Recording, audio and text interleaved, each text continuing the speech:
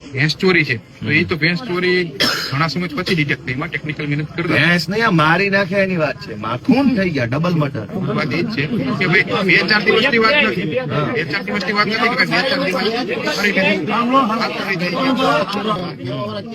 તપાસ કોન્સ્ટન્ટ ચાલુ હોય.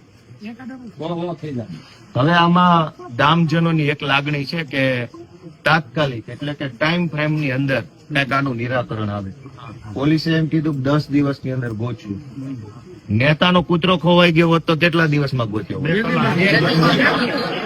કોઈ કેબિનેટ મંત્રી કે કોઈ મોટા મોટા નેતાના ઘરે કૂતરો ખોવાઈ જાય તો આખા ગુજરાતની પોલીસ લાગી જાય છે એમાં.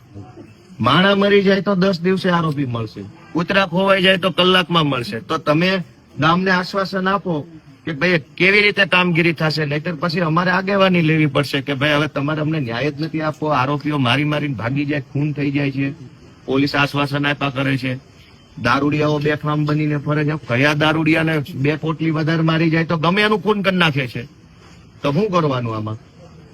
ગામ લોકોને કાલે એ વાત આપણે મોટા ભાગના થઈ ગઈ, ચર્ચા થઈ ગઈ એ બાબતે. હવે અમે કીધું તો વહેલી તકે આરોપી પકડશે, એવું નહીં 10 દિવસમાં, કદાચ 2 દિવસમાં આરોપી પકડાઈ જાય.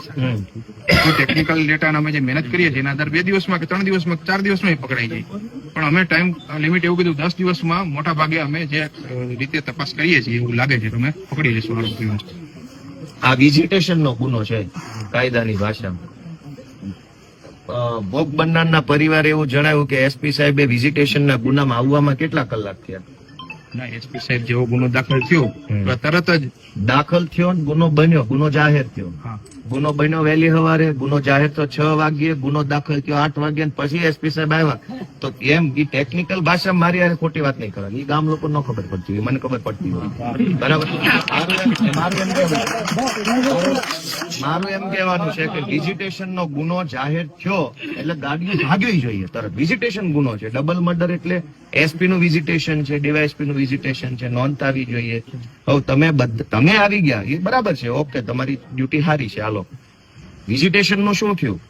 બધું થઈ જાય, બિસ્તરા પોટલા બધું વિખાઈ જાય, પછી એસપી આવીને ખાલી ગામ લોકોને લાગે કે આવી ગયા છે, એવું થોડું હોય.